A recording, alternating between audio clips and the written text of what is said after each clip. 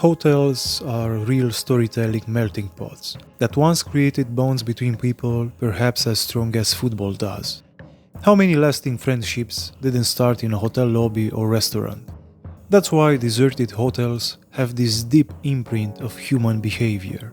In this episode, we take you into a hotel lost in the midst of Romania's communist health industry. Eu m-am fuțit cu un bețiv. Bași ceva?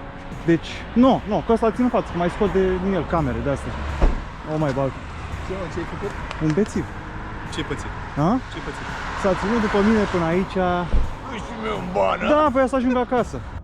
We have a long and sleepy road ahead of us.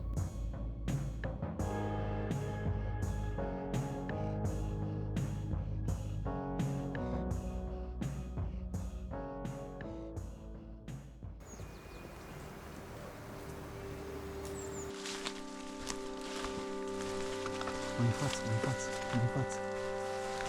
We make our entrance through the basement, and the first artifacts soon appear.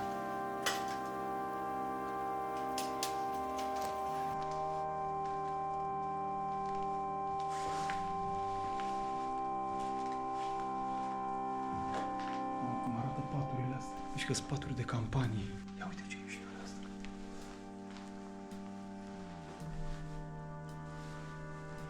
Ia uite echipament cu ajutorul cu finanțare acordată de Guvernul României. Asta era unul pentru... Erau aparate medicinale astea, nu? Cred că da. Sau ce era? Asta în tubul ăsta intrai, nu? Era ca un soi de solar.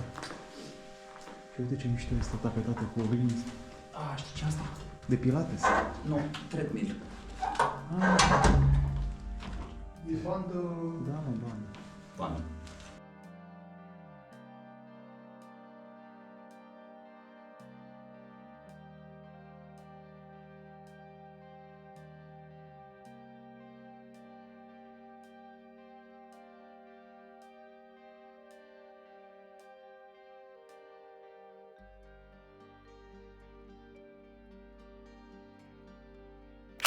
Ia uite-mă ce mișto este. Ia uite, rudguri. Că tu candidează acum Mircea Joana. Uite-mă, vedeți? Avem în față viitorul. Eu cred că Joana iese. Numai că acum din partea PNL-ului va candida. The hotel lobby welcomes us with a retro 1970s ambience. Fetal shapes are encased in a grid with Art Deco vibes. Just imagine how the Securitate roamed around this hotel, collecting information about who knows what guests who had fallen into the disgrace of the communist regime.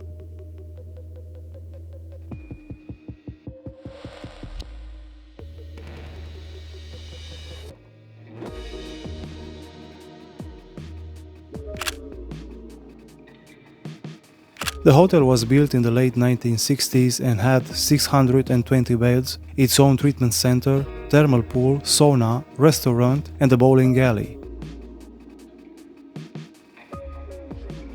A few spa baths hibernate in the dim light.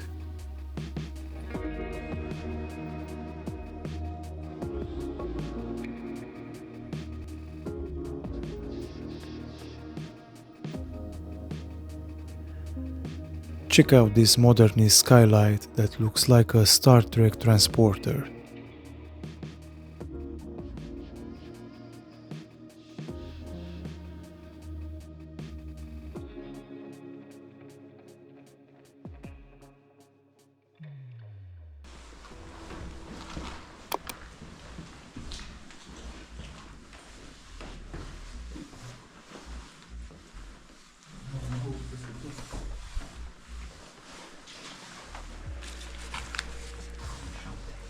Ai înțeles de ce?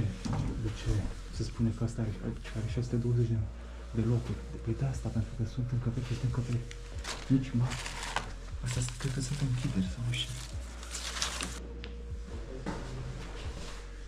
Așa arată dușurile.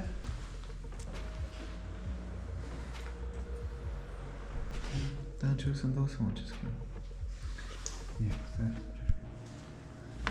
De subsemnatul Silvian Viorel, angajat al, aici o să-ți punem blur, 2010, Ceva cu Madrid. Asta e starea de dentist. Da, mă, e de la de dentist, exact.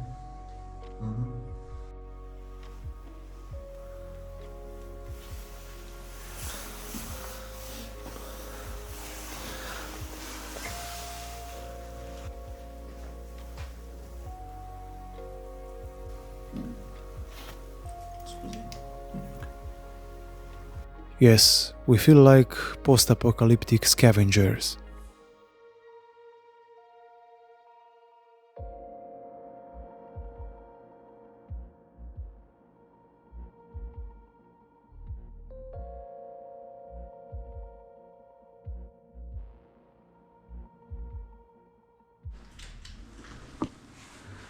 Ok, fiecare etaj avea la intrare pe stânga un oficiu. Oh, ce e aici? Veniți încoace.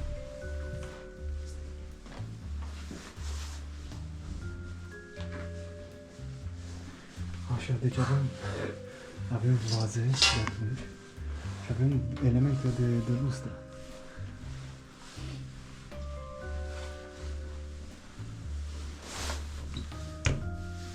Asta știi ce erau? Stai să iau unul de acolo. Știi ce erau astea? Oficiile cameristelor. Asta e lampă pe... Lampă de sau- perete, da, de perete. aplică. Lux. Bă, dar foarte mișto lustra asta. Auto-Ionț. Din 2006 este. Și Aici am putea să o punem și pe a noastră, după aventurile noastre. faimosul pat de Faimosul pat. dispensar. Exact. Ia uite ce... Ia uite ce...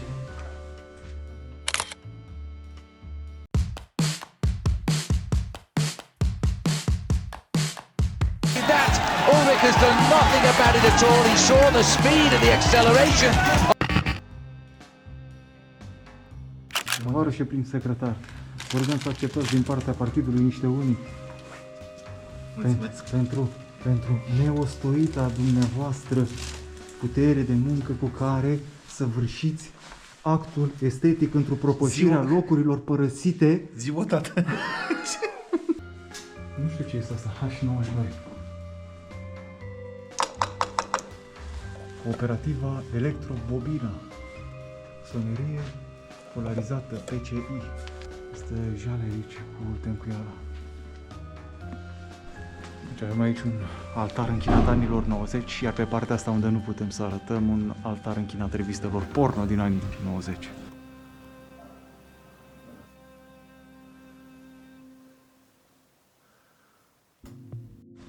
Am ajuns pe acoperiș, pe terasă, de fapt. Cred că și aici era probabil un mini-restaurant.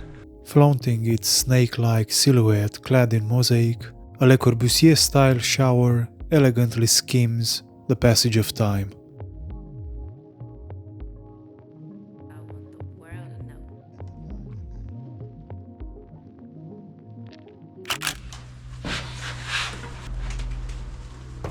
A dark corridor leads to the restaurant's former kitchen. Air vents hang from the ceiling like giant guts, and a sinister patch of mold, rust, and grease has grown over the ovens.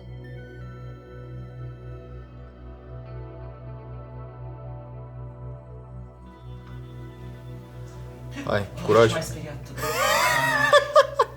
Când a expirat? Asta am uit.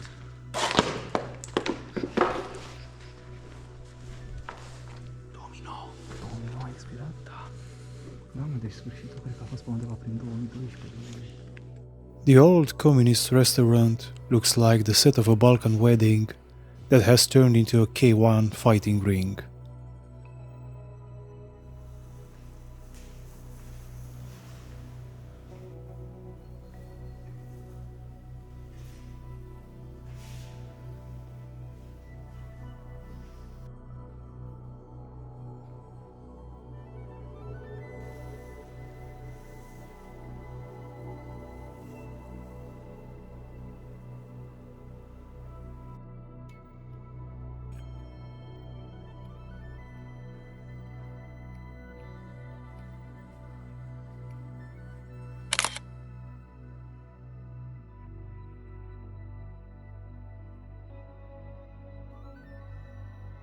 Mai rămas suc aici. Uite ce e aici.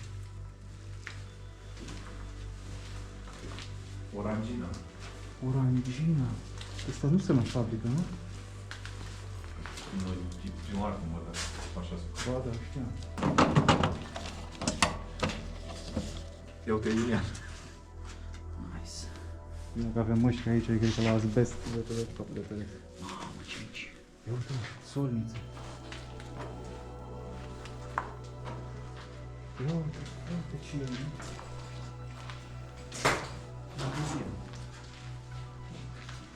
Asta îmi place. Uite, astea sunt pahare de înghețată, nu? Cupe de înghețată. Da. Asta e frumos. We go to the former sauna, where tourists used to gather after lunch for their siesta, dowsing in the healing bubbles of the pools.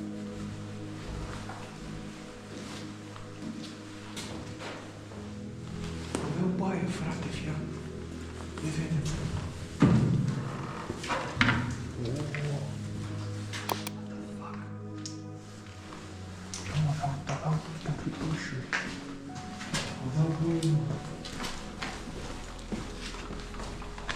Incredibil de ce aveau băie.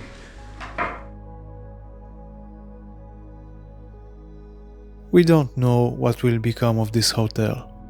All we know is that it too testifies for the inexhaustible ability of humans to erase the memory of a place, either through bombs or savage privatizations.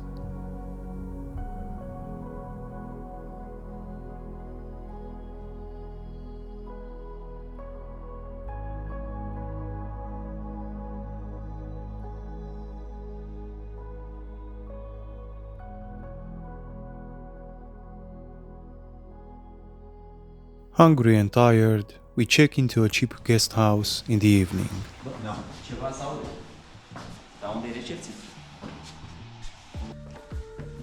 Aici stai așa la final să arătăm sponsorul acestui episod, Ralph Lauren. Ei ne-a sponsorizat. Ne-am cazat aici. Căzat aici. Asta e bine. Am spus să sunt sponsorii de drum. Am pus idei de mă. Aia ceu. Ok. Bun, am înțeles. Stai, așa. Știi, Iulian, la tine e sala de ședințe aici. Al doilea sponsor al nostru, Tuborg. Noroc. Tuborg, dacă ne auzi, dă-ne și nouă niște bani.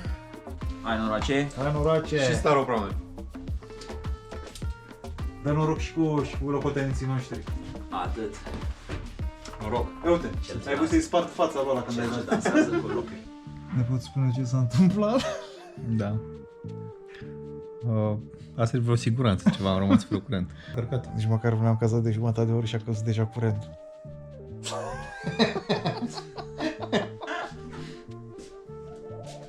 Bună asta. Ia închide-o pe aia. Oh. Șmecher.